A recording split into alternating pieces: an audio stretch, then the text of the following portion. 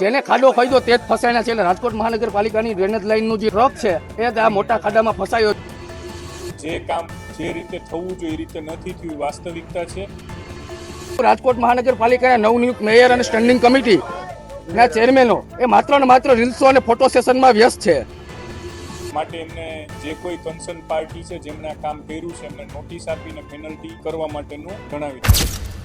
રાજકોટના અમીન માર્ગ પર પ્રી મોન્સૂન કામગીરી અર્થે રાજકોટ મહાનગરપાલિકાએ ડ્રેનેજ લાઇન છેલ્લા 4 દિવસથી ખોલેલી હતી. અહીંયા રાહદારીઓને કોઈ પણ જાતનું સાઇન બોર્ડ અથવા તો સેફટી માટેના કોઈ બેરિકેટિંગ મારેલા નહોતા.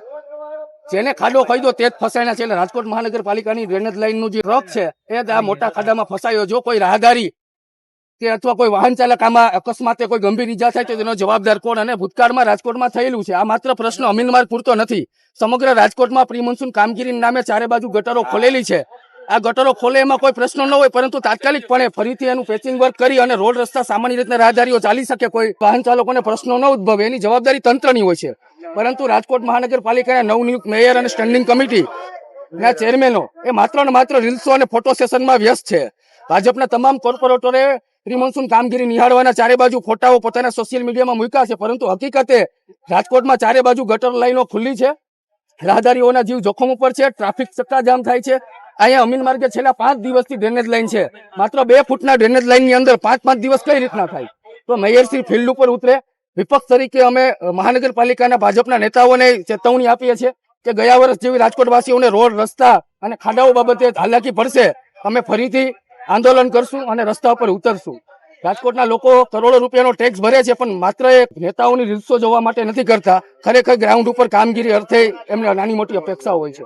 ખાડામાં કોર્પોરેશન અધિકારી પદાધિકારીઓએ મિલી ભગતથી કરેલા ભ્રષ્ટાચારનું પરિણામ છે, જેની પ્રજા ભોગવે છે. તંત્રની તો કાંઈ બેદરકારી છે.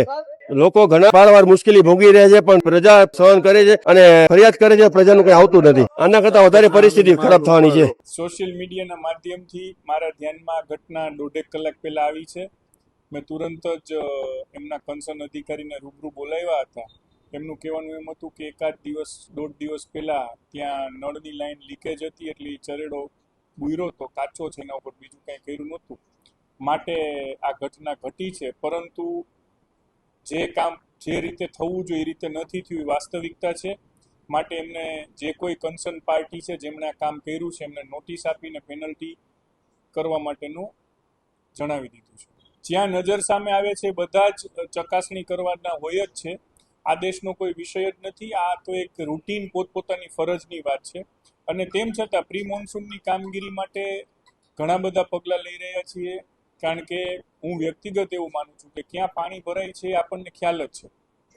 કોઈ નવી જગ્યા સર્જન નથી થતી કે આ જગ્યાએ પાણી ભરાય. દરેક સિટીના જે પાણી એકત્રીકરણના પોઈન્ટ્સ છે એ બધાને ખ્યાલમાં જ છે.